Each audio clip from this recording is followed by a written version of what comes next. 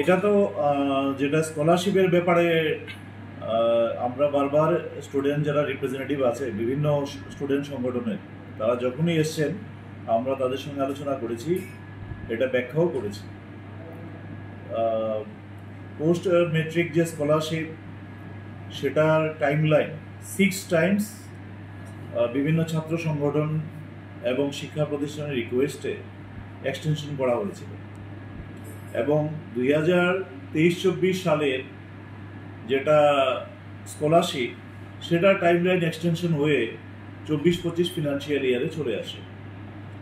আমাদের যে post metric scholarship বা প্রি মেট্রিক স্কলারশিপ দেওয়ার জন্য যে অর্থের প্রয়োজন হয়, তার মধ্যে 90% আসে সেন্ট্রাল গভর্নমেন্টের মিনিস্ট্রি অফ ট্রাইবাল ওয়েলফেয়ারের কাছ থেকে, আর 10% আমাদের রাজ্য সরকার দেয়।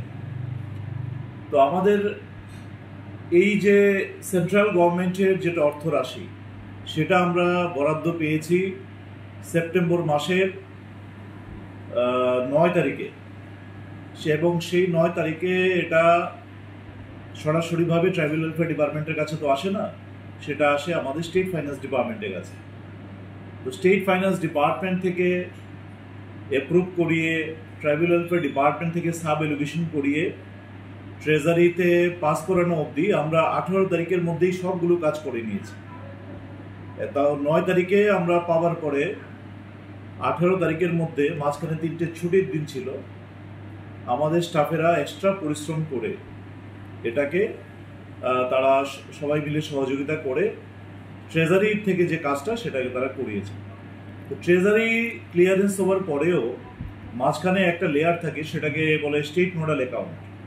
স্টেট নোডাল অ্যাকাউন্টে ট্রেজারি থেকে টাকা আসতে এবং PFMS portal, public fund management system পোর্টালে টাকা আসতে বেশ কিছুটা সময় লাগে। আমরা গতকালকে পর্যন্ত অপেক্ষা করেছিলাম, গতকালকেও এটা রিফ্লেক্টেড হয়নি, কিন্তু আজকে এই কিছুক্ষণ আগে জাস্ট এক্ষুনি আমি আমার জয়েন্ট ডাইরেক্টর কাগজ দিয়ে গেলেন যে পাবলিক ফান্ড ম্যানেজমেন্ট সিস্টেমে এটা রিফ্লেক্টেড হয়েছে আজকেই। তার মানে হচ্ছে যে এখন আমাদের যারা এখানে কাজ করেন, স্কলারশিপের যারা সেকশনে কাজ করেন, তারা এখন ছাত্রদের অ্যাকাউন্টে ছোট ছোট ব্যাচে তারা পুশ করতে আরম্ভ করবেন স্কলারশিপগুলো। পিএফএমএস সিস্টেমে একবার 2000-এর বেশি একটা ব্যাচে স্কলারশিপ পুশ করা যায় না। তো সেখানে ধাপে ধাপে এটা হয়তো কয়েকদিন সময় লাগবে, 4 দিন 5 দিন বা তার থেকে কিছুটা বেশি সময় লাগতে পারে, কিন্তু এটা আজকে থেকেই বা কালকে থেকেই টাকা ঢুকতে আরম্ভ করবে স্টুডেন্টদের অ্যাকাউন্টে। তো আমি এটা বলবো যে গত বছর অবধি বা এর আগের বছর আপনারা দেখেছেন যে আগস্ট মাস, জুলাই মাস এরকম সময় গিয়ে স্কলারশিপ পাওয়া যেত। এটা মূল কারণ হচ্ছে এই যে বারবার এক্সটেনশন করা, কিন্তু সেন্ট্রাল গভর্নমেন্ট এই বছর সমস্ত স্টেট গভর্নমেন্টগুলিকে বলে দিয়েছেন যে তারা যে সারা দেশের জন্য টাইমলাইন নির্দিষ্ট করেছেন, সেই টাইমলাইনের মধ্যেই সবাইকে ক্লেম করতে হবে স্কলারশিপ। এটা যদি টাইমলাইন কেউ মিস করে, কোনো একটা পার্টিকুলার স্টেট গভর্নমেন্টের রিকোয়েস্টে এই টাইমলাইন এক্সটেনশনও হবে না। কাজেই অন্যবারের থেকে এবারে অনেক বেশি সতর্ক থাকতে হবে। অন্যান্যবার হয়তো আমরা সহানুভূতির সঙ্গে বিবেচনা করেছি, ছাত্রদের স্বার্থের কথা চিন্তা করে এটাকে বারবার টাইমলাইন এক্সটেনশন করা হয়েছে, কিন্তু এই বছর আমাদের কাছে সেই সুযোগ থাকবে না।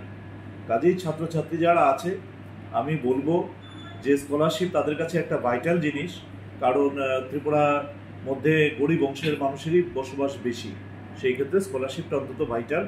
এটা যাতে সবাই সুযোগ নিতে পারে, সবাই যাতে সতর্ক থাকে, নির্দিষ্ট টাইমলাইনের মধ্যে যাতে সবাই স্কলারশিপের অ্যাপ্লিকেশন যাতে করে, এবং এই ক্ষেত্রে ছাত্র সংগঠন যেগুলো যারা কাজ করছে ছাত্র স্বার্থে, তারাও যাতে সদর্থক ভূমিকা গ্রহণ করে, তাদের মধ্যে সচেতনতা তৈরি করার জন্য, সেটা আমার আবেদন থাকে।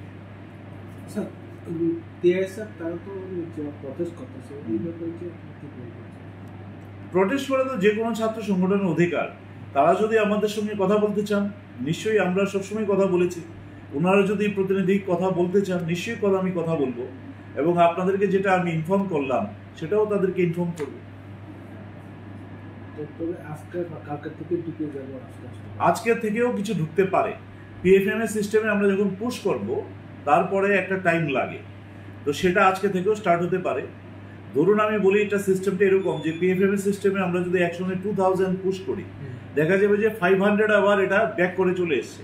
তো সেটা আবার আমাদের পিএফএমএস এর যে টিম কাজ করে, সেই টিমকে এটা কমিউনিকেট করতে হয় ইমেলে করলে পরে তারা এটা ব্যাক এন্ডে আবার এই প্রবলেমগুলি সলভ করতে থাকে। এটা প্রত্যেক বছরই হয়, প্রত্যেক বছর একই প্রক্রিয়ার মাধ্যমেই কাজ হয়।